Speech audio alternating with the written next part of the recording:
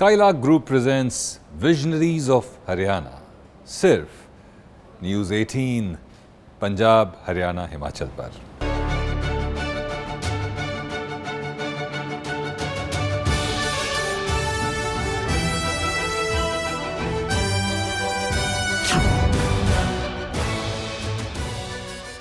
मेरा फाजली साहब का एक बड़ा खूबसूरत शेर है कि बच्चों के नन्हे हाथों को चांद तारों को छू लेने दो, दो चार किताबें पढ़कर ये भी हम जैसे हो जाएंगे।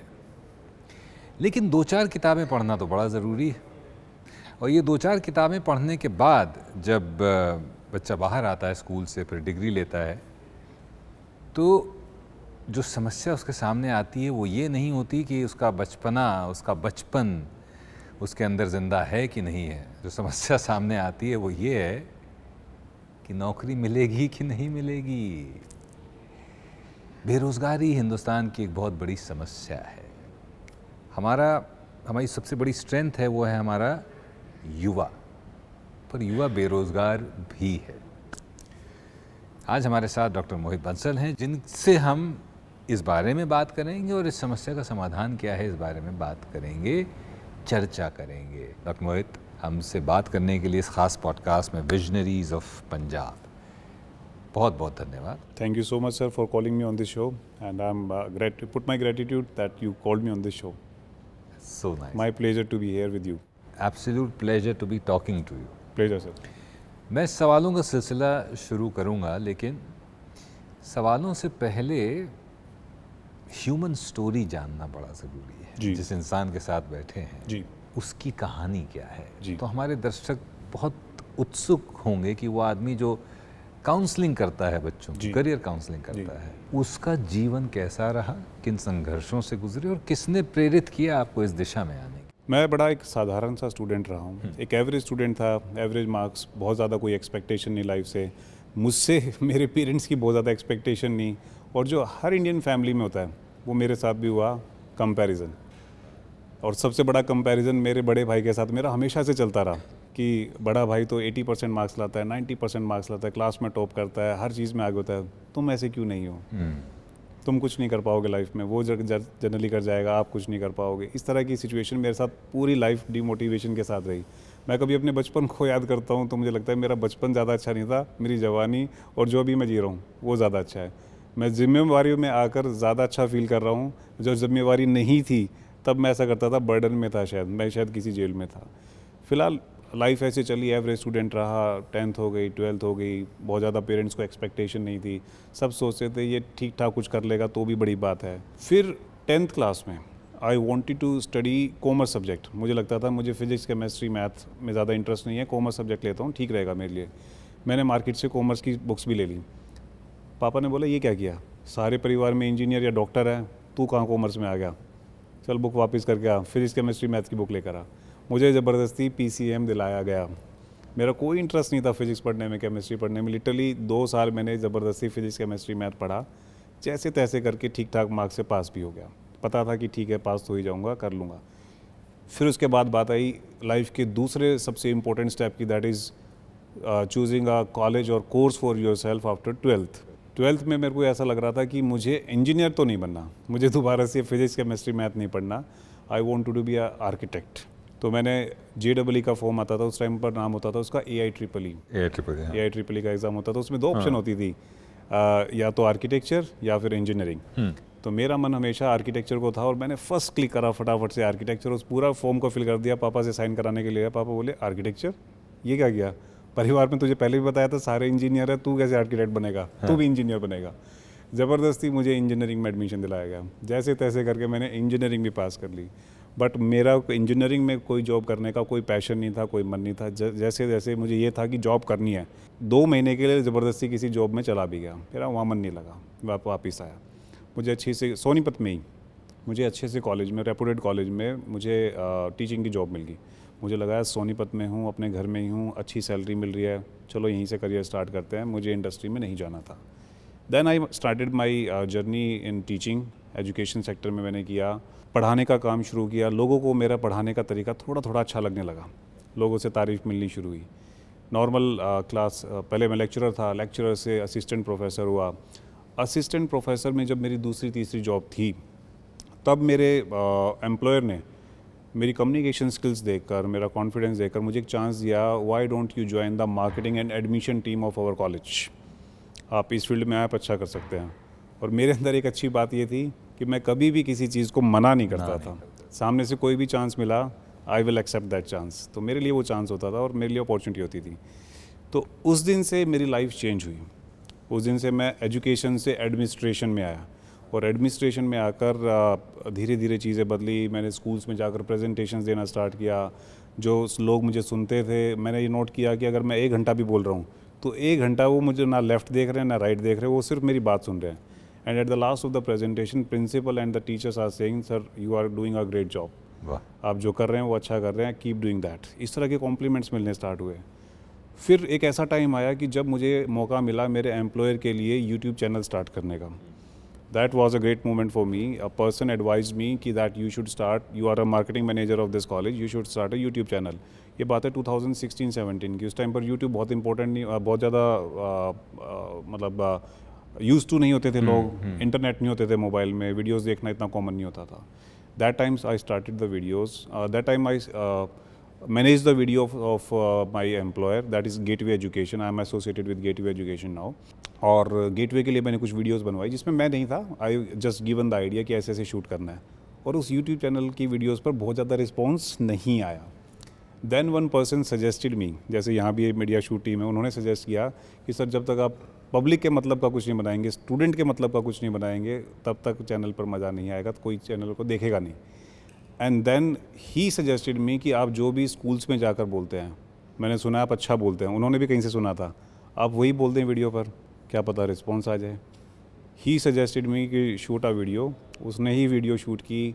पहली वीडियो पे बहुत ज़्यादा रिस्पॉन्स नहीं मिला, लेकिन उन्होंने बोला था कि पहले पे मिलेगा भी नहीं, आपको दूसरी तीसरी चौथी पाँचवीं वीडियो तक तो कम से कम रुकना पड़ेगा, पेशेंस रखने पड़ेंगे।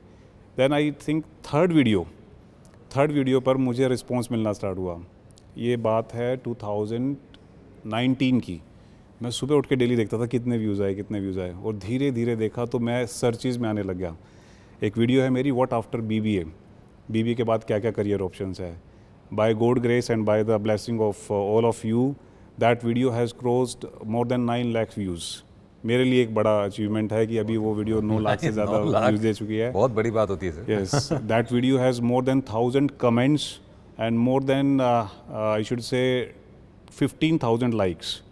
और वो जो क्वेरीज स्टूडेंट पूछते हैं कि मैं इस कोर्स के बाद कहाँ जा सकता हूँ, उस कोर्स के बाद कहाँ जा सकता हूँ, that is a gift, that is a blessing to me कि लोग मुझसे पूछ रहे हैं, एटलीस्ट वो मुझे कंसिडर कर रहे हैं इस प्रोफेशन के लिए, इस क्वेश्चन के लिए कि आई कैन एडवाइज देम। तो आप बेसिकली जी वो गूगल मैप हैं जी जो स्टूडेंट को जहाँ पर वो अभी है जी से दिशा दिखाते हैं वहाँ पहुँचने के लिए जहाँ उसका सामर्थ्य या क्षमता है। बिल्कुल, मैं उसको उसकी मंजिल तक पहुँचने का रास्ता दिखा पाता हूँ। और उसको कई बार मेरे ख्याल से स्टूडेंट्स को ये भी बताते हैं कि तुम्हारी मंजिल मंजिल क्या है, तुम्हारी मंजिल ये होनी चाहिए। ये होनी चाहिए जी। उसमें आप गाइडेंस देते हैं, जो कि बहुत बड़ी बात है। जी, लोगों को पता ही नहीं होता कई बार। आप लोगों की शुभकामनाओं से अभी तक I have council more than 50,000 students through my 400 workshops, seminars, webinars, 1-to-1 counselling sessions through my YouTube and Instagram videos.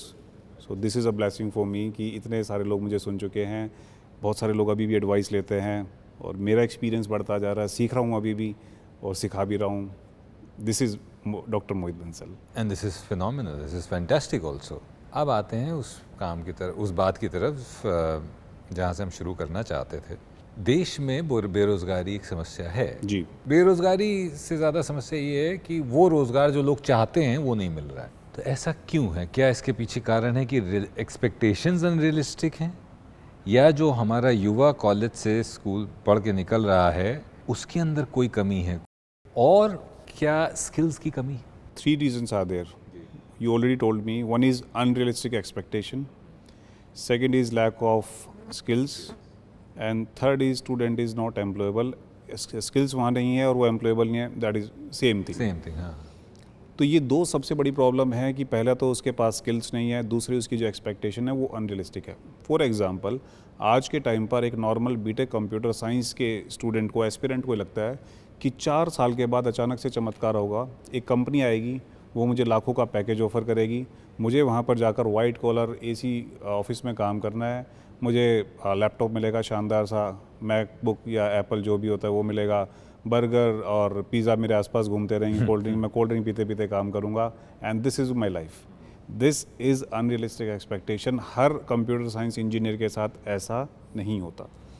इस देश में हर साल लगभग 20 lakh computer science engineer, 20 lakh, but job सिर्फ कंप्यूटर सिर्फ कंप्यूटर साइंस इंजीनियरिंग में और टोटल अगर बात करूँ एक रफ 27 लैक्स। आपकी बात को थोड़ा सा कट कर रहा हूँ, क्या वाकई इतनी डिमांड है जितनी? नहीं, मैं उसी पॉइंट पर आ रहा था। इंडिया में जॉब्स मैक्सिमम, आप छोटी बड़ी सब कंपनी की, आईटी कंपनी की, टेस्टिंग की, database management, everything if you include, it is not more than 4 to 5 lakhs per year? Per year. 4-5 lakh computer science और 20 लाख लोग पढ़ के आ रहे हैं। 20 लाख लोग पढ़ के आ रहे हैं। मैं एक एग्जांपल आपको दे रहा हूँ।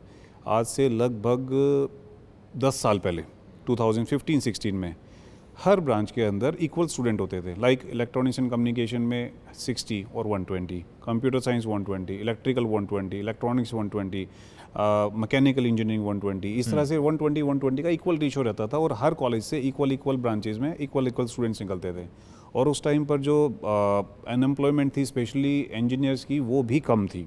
अच्छा, अब आप सुनिए आज का क्या चल रहा है। कंप्यूटर साइंस इंजीनियरिंग में one university has more than 1000 seats. सिर्फ कंप्यूटर साइंस में एक बैच में फर्स्ट ईयर में दे एनरोल मोर देन 1000 स्टूडेंट्स, और बाकी की ब्रांचेज में सब मिलाकर 6-7 कोर ब्रांचेज मिलाकर सिर्फ 200 स्टूडेंट्स। इसका सबसे बड़ा इम्पैक्ट पड़ा एक फील्ड पर, उसका नाम है architecture. Non medical student is eligible to pursue architecture. आज से लगभग 6 साल पहले आर्किटेक्चर में जो एंट्रेंस एग्ज़ाम होता है, दैट इज़ नाटा, उस नाटा एग्ज़ाम को लिखने के लिए 88 to 89,000 स्टूडेंट्स को एग्ज़ाम देते थे। Now this figure has been reduce from 88,000 to only 11 or 12,000। मतलब 10% स्टूडेंट रह गए हैं, सिर्फ 10%। क्यों? क्योंकि एक आर्किटेक्ट को खुले आसमान के नीचे धूप, धूल, मिट्टी में काम करना पड़ता है, क्योंकि वो कंस्ट्रक्शन साइट पर जाता है। बट आईटी इंडस्ट्री में ऐसा कुछ नहीं है। आपको बना बनाया काम मिल रहा है, बस काम करना है, आपको एसी में बैठ के काम करना है, आपको हाथ नहीं काले करने हैं, आपको कंस्ट्रक्शन साइट पर नहीं जाना, आपको मजदूरों से बात नहीं करनी, आपको प्लम्बर से बात नहीं करनी, कारपेंटर से बात नहीं करनी।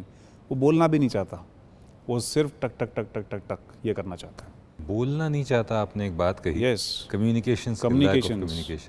एक सर हम बात और करेंगे, हम उसमें अनरियलिस्टिक एक्सपेक्टेशन की तो बात की। हाँ। हमने स्किल्स का पार्ट छोड़ दिया। अरे हाँ, स्किल्स का पार्ट जनरली स्टूडेंट एक जनरल माइंडसेट के साथ आता है। मैं जिस ग्रुप ऑफ इंस्टीट्यूशन के लिए काम करता हूँ, हर साल लगभग मैं 500 से 600 पेरेंट्स और स्टूडेंट से 1-to-1 मिलता हूँ, लगभग 5 महीने और 6 महीने के पीरियड में। This periods range from March to सितंबर। और उसमें जब मैं स्किल का मतलब उनसे पूछता हूँ, मैं सिर्फ मतलब पूछता हूँ स्किल का, यार मुझे मतलब बता दो कि होता क्या है, तो उसको स्किल का मतलब ही नहीं पता। उससे मैं ये पूछता हूँ ये कोर्स क्यों कर रहे हो, उसको स्टूडेंट को उस कोर्स की फुल फॉर्म तक नहीं पता। उसको ये नहीं पता कि मुझे 3 साल के कोर्स के बाद बनना क्या है, उसको अपनी मंजिल नहीं पता, बस उसने रास्ता पकड़ लिया। तो this is the problem. Awareness की इतनी ज़्यादा ज़रूरत है कि आप कोई कोर्स क्यों कर रहे हो, पहले आप वो पता करो, वो करने के लिए आपको कोर्स करना चाहिए। तो कम्युनिकेशन तो एक स्किल हो गई। हाँ जी। और क्या क्या है जिस पे काम कर सकते हैं? ये सारा सर सॉफ्ट स्किल वाला पार्ट हो गया। हाँ। अब आगे हार्ड स्किल या टेक्निकल स्किल्स कह सकते हैं। सॉफ्ट स्किल तो over the period of time उसकी अपने आप इंप्रूव होंगी, उसको ज़रूरत फील होगी। बट टेक्निकल स्किल्स का वो टाइम है जो उसको 4 साल के अंदर अपने आप डेवलप कर लेना चाहिए। जैसे कंप्यूटर साइंस इंजीनियर को सबसे ज़्यादा जो ज़रूरी चीज़ है, that is problem solving skills. तो coding, programming, problem solving, logical thinking, इस तरह की जो स्किल्स हैं वो उसको चाहिए। आपने कोर्सेज़ की बात करी, तो 11th में मान लीजिए जो बच्चा पास होके आ रहा है, 12th में जा रहा है, तो उसको किन चीज़ों पर काम करना चाहिए ताकि 12th करने के बाद उसे पता हो कि कौन सा कोर्स बिल्कुल करना है?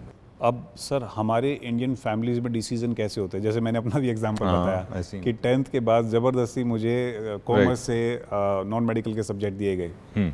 Although I am in favour of non medical subject, आज की डेट में मैं फेवर करता हूँ उनको, उसके सर्टेन रीज़न है वो भी मैं बताऊँगा। But the biggest problem with Indian families is कि वो अपने डिसीज़न अपने बच्चों पर थोपते हैं कि हमें अपने बच्चे से यही कराना है, without seeing and without analysing the capability of the student.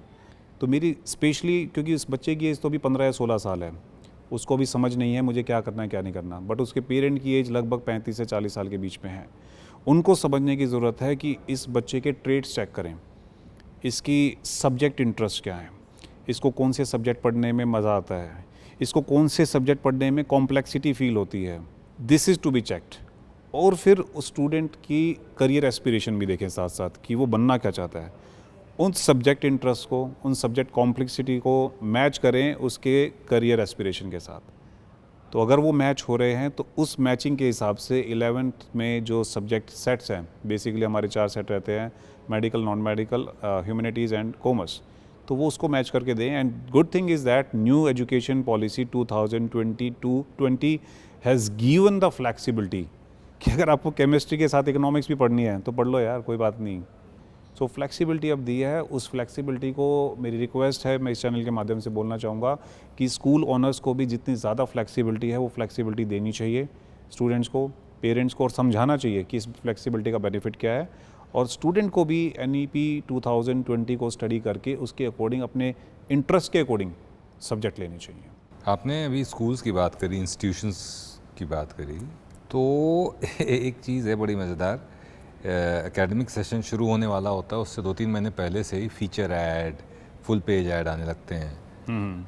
हमारा कॉलेज हिंदुस्तान में 20वीं रैंक, 10वीं रैंक, 8वीं rank, best college, 1 crore package, 5 crore package. जी, क्या 5 चीज़ें बच्चे को ध्यान में रखनी चाहिए किसी भी कॉलेज को फाइनलाइज करने से पहले, चाहे वो कॉलेज इंजीनियरिंग हो, एज ग्रेजुएट कॉलेज हो या पोस्ट ग्रेजुएट? जी जी जी। 5 चीज़ें क्या? पहली चीज़ क्वालिटी एजुकेशन। ओके, ये कैसे हम पता लगा सकते हैं? यस, मैं इसी बात पे आने वाला था कि पता कैसे करना है। बोल तो सारे जाते हैं लेकिन पता कैसे करें। इसके लिए स्टूडेंट को फिजिकली कॉलेज में जाना चाहिए। अच्छा, आज के टाइम पर हज़ारों किलोमीटर ट्रैवल करना कोई बहुत बड़ी बात नहीं है। हमारे पास सारे संसाधन हैं, रिसोर्सेज हैं, पैसा भी है जेब में। जब कॉलेज सर्च करने की बात आती है तो जिस कॉलेज में वो इंटरेस्टेड है उस कॉलेज में एटलीस्ट जाए, वो अपनी चेकलिस्ट बनाए, एक डायरी बनाए, उस डायरी में 5 पॉइंट लिखे और वो 5 पेज पे लिखे। पहला, कॉलेज क्वालिटी एजुकेशन चेक और नॉट। कॉलेज में जाकर वो स्टूडेंट से पता करें कि यहाँ प्रोफेसर्स कैसे हैं, टीचर्स कैसे हैं, लेक्चर्स कैसे लगते हैं, क्लास में सीरियसनेस कैसी है, प्रोफेसर कितने एक्सपीरियंस्ड हैं, ये सारी चीज़ उसको क्रॉस चेक करनी चाहिए। अब बात ये आती है कि वो कौन से स्टूडेंट से पूछे। मैं हमेशा स्टूडेंट को ये बताता हूँ कि 2 तरह के स्टूडेंट आपको मिलेंगे। एक मिलेगा आपको नॉर्मल स्टूडेंट या बिलो एवरेज स्टूडेंट, और एक मिलेगा आपको अच्छा स्टूडेंट्स, पढ़ने वाला sincere student. So always have the feedback from a sincere student. जो अपने करियर के लिए सिंसियर है वो आपको हमेशा जेन्युइन एडवाइस देगा। जो अपने करियर के लिए सिंसियर नहीं है वो कमी कॉलेज के अंदर निकाल देगा। तो this is one way to get the things done कि how a college is working, at least wherever is quality education is concern. Second one is job placement. नौकरी मिल रही है नहीं मिल रही है, क्योंकि एट द लास्ट ऐसा हमें बनना है कि industry, we are becoming industry ready, तो उसके लिए जॉब ऑफर हो रही है नहीं हो रही है। पर ये कैसे पता लगेगा, क्योंकि कॉलेज तो क्लेम करते हैं सारे के सारे 100%, 20 लाख, 25 लाख।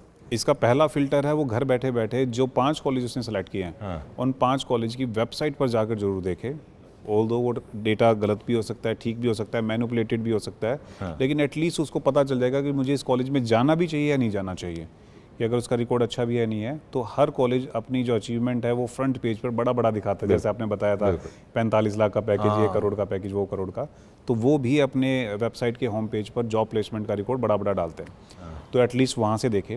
इफ़ ही और she satisfied by that record, तो उसको कंटिन्यू करके अपनी प्लान करना चाहिए विजिट, वहाँ के स्टूडेंट से जाकर क्रॉस चेक करें क्या वाकई में फाइनल ईयर के स्टूडेंट्स की जॉब लगी है, वो अलग अलग स्टूडेंट से कंफर्म करें। So this is the normal way of checking out the placement record of that college. Third one is industrial visit.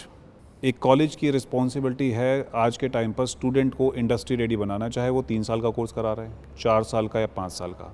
Industry ready बनने के लिए student must visit at least 2 industry और 2 कंपनी और 2 factory, 2 organisation, 2 institution in a semester. मैं कहता हूँ कम से कम semester में 2 बार तो जाए, और ये कॉलेज की रिस्पॉन्सिबिलिटी है उसको ये कराने की। तो ये कुछ 3-4 पॉइंट्स हैं जो उसको देखने चाहिए। And one more thing that is related to you, अच्छा, दैट इज़ पर्सनैलिटी डेवलपमेंट। वो सबसे इंपॉर्टेंट पॉइंट है। मैं सर इसमें ऐड करना चाहूँगा, 90% कॉलेज और यूनिवर्सिटीज़ करते क्या हैं, पर्सनैलिटी डेवलपमेंट के नाम पर, आप मेरी बात से एग्री करेंगे, वो एक इंग्लिश के टीचर को लगा देते हैं वहाँ पर। आप मानते हैं बात कि ऐसा करते हैं स्कूल और कॉलेजेस? हाँ। उनको लगता है कि अच्छी इंग्लिश बोलना is equal to good communication skills. तो ये भ्रम निकालना बहुत ज़रूरी है कि एक पर्सनैलिटी डेवलपमेंट सेशंस के लिए एक अच्छे ट्रेनर की रिक्वायरमेंट है वहाँ पर।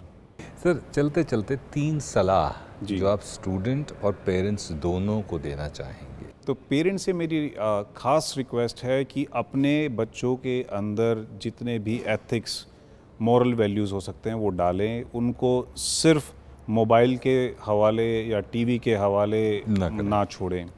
जितना टाइम उनको दे सकते हैं वो दें।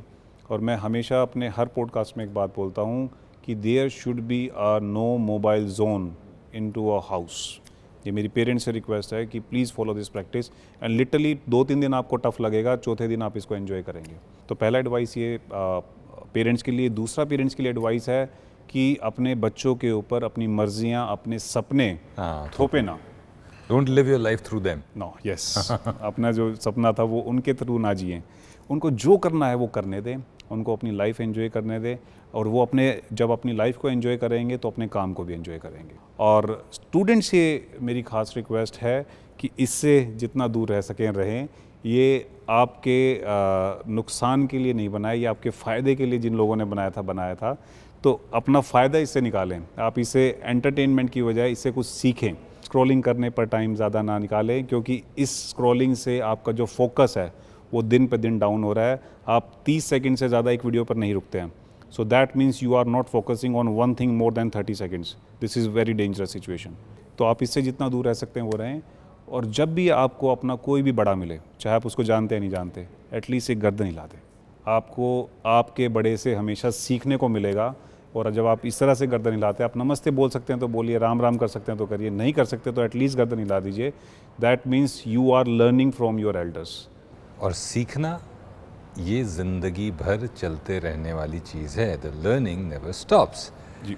इतना कुछ हमने आज इस छोटे से सी बातचीत में सीखा और समझा। मुझे उम्मीद है कि आप लोगों को भी, ख़ास तौर पे युवाओं को, बहुत कुछ जानने को मिला होगा कि क्या करना चाहिए और क्या सबसे इम्पोर्टेंट क्या नहीं करना चाहिए। डॉक्टर बंसल, हमसे बात करने के लिए, अपना समय देने के लिए और इतनी प्रैक्टिकल एडवाइस जिसकी इतनी ज़रूरत है युवाओं को, वो साझा करने के लिए बहुत बहुत thank you so much sir for calling me the show and literally it was a great experience with you and I love your voice, the way you present yourself and you present this whole show. Pleasure sir, pleasure to talk to you. My pleasure sir, my pleasure.